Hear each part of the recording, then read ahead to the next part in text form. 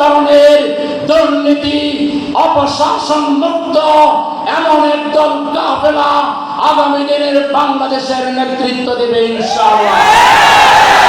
আর সেই কাফেলার নাম হচ্ছে বাংলাদেশ ইসলামী ছাত্র শিবির। বিগত দিনে প্রমাণ করেছে বড় বড় বিশ্ববিদ্যালয়, কলেজ, স্কুল, মাদ্রাসা, শহর, নগর, বন্দরে শিবির ছাত্র সমাজকে নেতৃত্ব দিয়েছে। শিবির নেতৃত্ব দিতে গিয়ে বিশ্ববিদ্যালয়ের ক্যান্টিনে, কলেজের ক্যান্টিনে কোন দোকানদারের কাছে নাস্তাকে 1 টাকা বিল দেয় নাই এমন প্রমাণ বাংলাদেশে কেউ দিতে পারবে না। আমাদের একটি সৎ, দায়িত্বশীল, আমানতদার, মেধাবী ছাত্র সংগঠনকে আগামী দিনের বাংলাদেশ প্রত্যাশা করছে। আগামী দিনের বাংলাদেশের স্বাধীনতার পতাকা আর লা ইলাহা ইল্লাল্লাহ মুহাম্মাদুর রাসূলুল্লাহ খচিত কালেমার পতাকা শিবিরের হাতেই শোভা পায়। শিবিরকে আজকে আগামীর বাংলাদেশের নেতৃত্ব দেওয়ার প্রস্তুতি নিতে হবে। এই বাংলাদেশে আমরা কোন জালিমকে সহ্য করব না। এই বাংলাদেশে আর কোন জুলুম আমরা মানব না। এই বাংলাদেশে কোন দুর্নীতিবাদের প্রশ্রয় হবে না। এই বাংলাদেশে চাঁদাবাজের টাই হবে না। এই বাংলাদেশ হবে কোরআনের বাংলাদেশ। বাংলাদেশ হবে ইসলামের বাংলাদেশ। এই বাংলাদেশ হবে ত্যাগীদের বাংলাদেশ। এই বাংলাদেশ হবে মুজাহিদের বাংলাদেশ। এই বাংলাদেশকে নিয়ে, বাংলার স্বাধীনতাকে নিয়ে, বাংলার পবিত্র মাটিকে নিয়ে, বাংলার 18 কোটি মানুষকে নিয়ে আর কারো কোনো দাদাগিরি আমরা মানব না।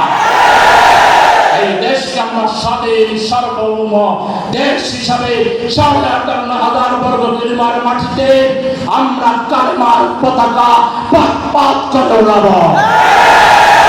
যারা একদিন আমাদের রক্ত ছাড়া নাস্তা খেত না, ওই কোলে লম্পট ছাত্রলীগ এবং কমিউনিস্টরা বাংলাদেশ থেকে বিদায় নিয়েছে।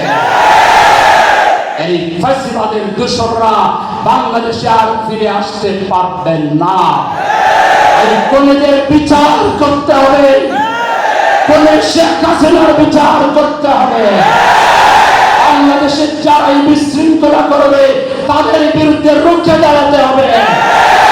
বাংলাদেশ আমাদের পবিত্র আমানত, শহীদরা রক্ত দিয়ে এই আমানত আমাদের হাতে সমঝে দিয়েছে। এজন্য শিবিরকে মেধার চর্চায় এগিয়ে থাকতে হবে। ঢাকা বিশ্ববিদ্যালয়ের যে কমিটি ঘোষণা করা হয়েছে, ফার্স্ট ক্লাস ফার্স্ট পাওয়া ছাত্ররা সেই কমিটির সদস্য। শিবিরই আগামী বাংলাদেশ।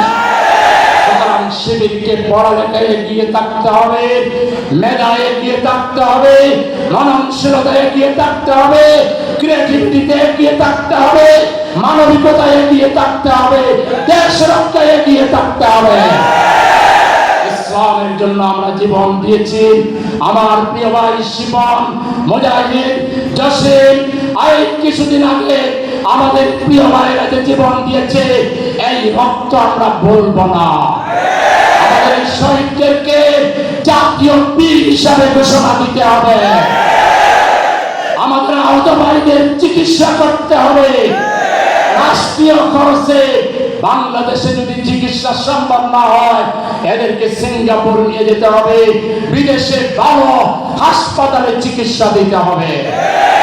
আগামী দিনের বাংলাদেশ চালাবে ছাত্ররা, মেধাবী ছাত্ররা, যাদের এক কাঁধে থাকবে ভয়, আরেক কাঁধে থাকবে কোরআন, যাদের হাতে থাকবে সততা, নৈতিকতা, সাহসিকতা, তারাই আগামীর বাংলাদেশ। এই ছাত্র সমাজের বিরুদ্ধে কথা বলার সাহস কেউ যেন না করে। ছাত্র সমাজের বুকে গুলি চালিয়ে তুমি বাংলা মসনদকে দখল করতে চেয়েছিলা, তোমার উচিত শিক্ষা ছাত্র সমাজ দিয়েছে। আগামী দিনে সমাজ একটা মানদণ্ড দিয়ে দিয়েছে, ওই ওয়ান জাস্টিস। এই জাস্টিসের বাইরে কোন সরকার চাইতে পারবেন না। আমার গ্রামের একজন কৃষক ভাইয়ের ছেলে মেধার ভিত্তিতে যদি পুলিশে চাকরি পায়, আর্মিতে পায়, সচিবালয়ে পায়, তাকে ঘুষের বিনিময়ে তাকে বাদ দিয়ে অন্য কাউকে চাকরি দিবেন, এই স্বপ্ন বাংলার মাটিতে কেউ দেখবেন না। বাংলার মাটি এখন ইসলামের ঘাঁটি, ইনশাআল্লাহ। বাংলার মাটি ন্যায়পরায়ণ মানুষের ঘাঁটি, ইনশাআল্লাহ। আগামী দিনের এই বাংলাদেশকে এগিয়ে নেওয়ার জন্য ইসলামী ছাত্র শিবিরকে দেশ রক্ষার জন্য, স্বাধীনতা রক্ষার জন্য, ইসলাম রক্ষার জন্য যদি আরো শহীদ হতে হয়, আরো জীবন দিতে হয়, তোমরা কি রাজি আছো? শাহাদাতের বিনিময় হলো আমরা আমাদের এই প্রিয় জন্মভূমির স্বাধীনতা রক্ষা করব, ইসলামের মর্যাদা রক্ষা করব, ইনশাআল্লাহ।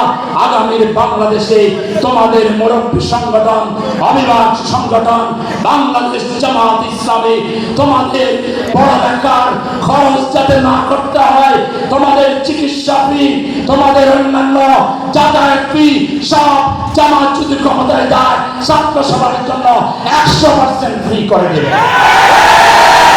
আমরা সেই দল চাই যে দল মানবতার জন্য কাজ করবে, সমাজ থেকে সন্ত্রাস, দাম্ভিকতা, সব ধরনের অপকর্ম, অন্যায়, অশ্লীলতা, বেহায়াপনাকে নির্মূল করে একটি শান্তি, নিরাপত্তার বাংলাদেশ যারা দিতে পারবে, আমরা সেই দলকে আগামী দিনে চাই।